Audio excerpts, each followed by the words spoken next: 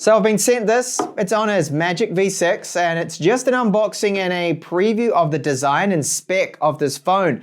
Unfortunately, my typical benchmarks, battery life, camera samples, and in-depth stuff will all be up and coming in a future date when I can give you the final full review. But for now, I can show you at least what this stunning looking foldable, the Magic V6 is all about, the world's first Snapdragon 8 Gen 5 foldable. So the box and style is looking exactly like the Magic V5, very, very similar there.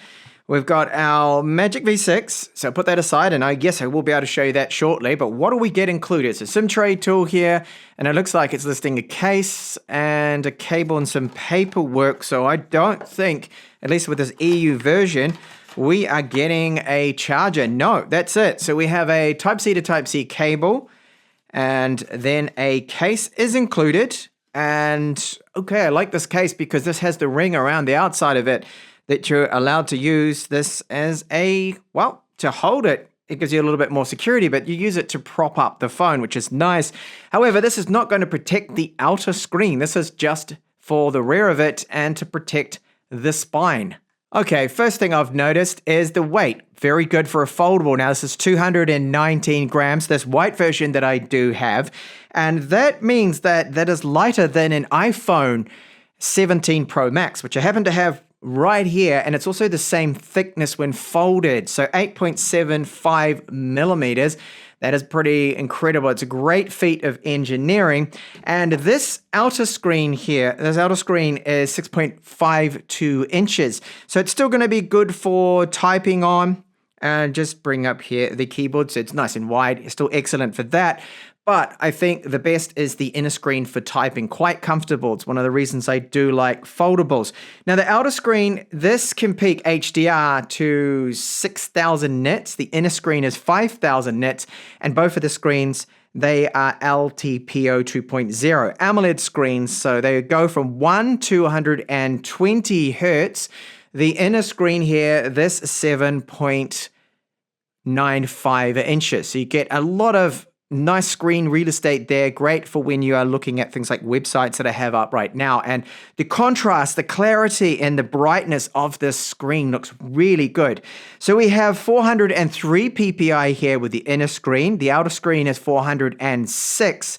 And you don't see any pixels there. So amazing looking screens. Unfortunately, I can't go into any further detail because this current firmware that it's running is not a final firmware at all. So it's a pre-release one.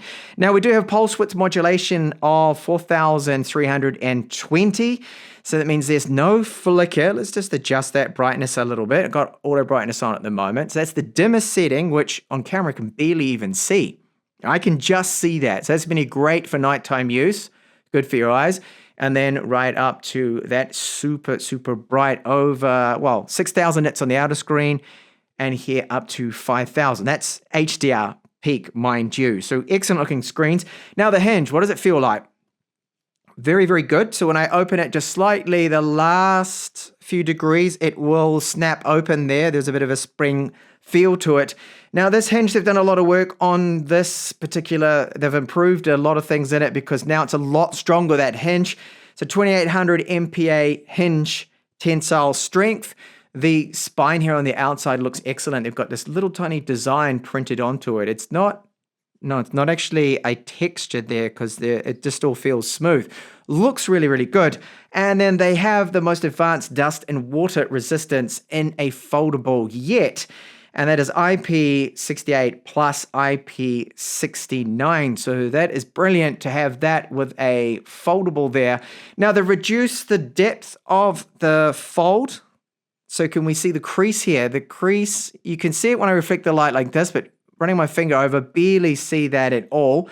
So this has an anti-reflection layer, 44% reduced crease depth, and it's got 33% greater impact resistance to this inner screen too as well. That's on his own testing, okay? These are just some facts that I've been given, so I know what I'm talking about here and what they've put into the screen. But yeah, it looks exceptionally good. And of course, up to 120 hertz, very, very smooth here. When I close it, nice sound to it. Magnets, keeping that closed. Power button, this is capacitive, and I've already added my fingerprint there just to test it, and it works really, really well. So what we're seeing with the previous version, really, metal volume button and the power antenna lines, video out from our Type-C port, takes 2 nano SIMs here. The loudspeakers, no samples in this video, unfortunately, but later in the review there. So what a great looking design. Now, they've put a lot of work into the cameras too as well. And what's a surprise to me, that we have a periscopic zoom camera that's 3 times optic that they've managed to fit in there while still keeping it light and really quite thin, which is excellent. And we have the main camera there that is 50 megapixels. So it's a good looking setup here and arrangement. Ultra wide is 50, and that periscopic zoom 3 times optical, that one is a 64 megapixel camera. It has optical image stabilization there too with it as well. f1.6 for that camera. Main camera is also f1.6. Sorry, the periscopic one is f2.5. Okay, so it can't, of course, be as bright as that main camera. Now, our battery capacity, this is a silicon carbon battery that they've managed to put into both sides of it. So you've got, of course, it's split in 2. Now that's 6,600 milliamp hours. That is impressive. And pairing this all is a Snapdragon 8 Elite Gen 5. And I've got 512 gigabytes of storage and 16 gigabytes of RAM. So we've got AI built into this. Gemini is there, of course, with the Magic OS 10 based on Android 16. That's part of the ROM, but we also have Honor AI. So the AI Photos agent, AI Settings agent, and AI Memories, just to name a few, because if I jump here into Settings, under Honor AI, there's a few that we've seen before that I have covered in previous videos. So we've got the deep fake and voice cloning detection, handy if you want to know that who you're talking to is really who they say they are, and they're not cloning their voice or changing it, and they're not using deep fake on their face to make them look like someone else. So that will do that on the fly for you and advise you if it detects that. Magic Text, the Magic Sidebar, their Portal AI button, and the suggestions. Their AI Writing, Memo too. So handy stuff that's all in there with their AI services there. And so far, I can say the performance as expected, being the Snapdragon 8 Gen 5 with 16 gigabytes of RAM, it has been really good. So things are very, very smooth here and really, really good, this performance, but no benchmarks, of course, from me just yet. So I put the case on just to check it out, and it looks really nice. You have the Honor branding there that you can barely see, and I like the fact that it's quite an elegant looking case here.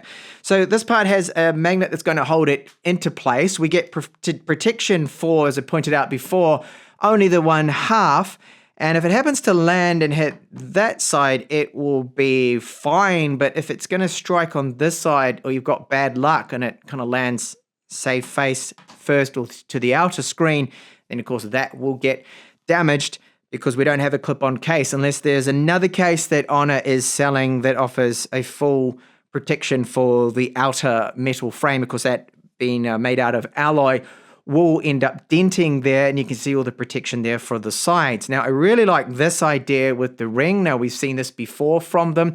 So that means that when you have it closed, you can use it then to prop up the phone. Okay, you're able to do so like this, but most people would probably use it when you have the phone in portrait mode like so. So you can use it to prop it up, and that's the furthest that it will recline.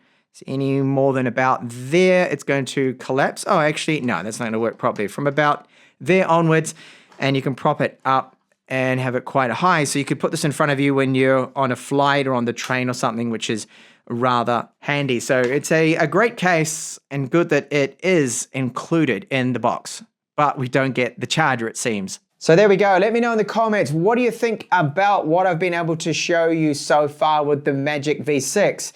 And I'm sorry I couldn't show you more, because trust me, I really do want to get into depth with this. I want to show you what the performance is like, battery life, camera samples, you name it, but I'm gonna have to hold off, of course, and that will be in the final video. And I do apologize that, but this is something that Honor themselves has set for us, that we're only allowed to show you what I've shown you so far in this particular video. So I hope to catch you back then with that final full review of this stunning looking foldable, the Magic V6.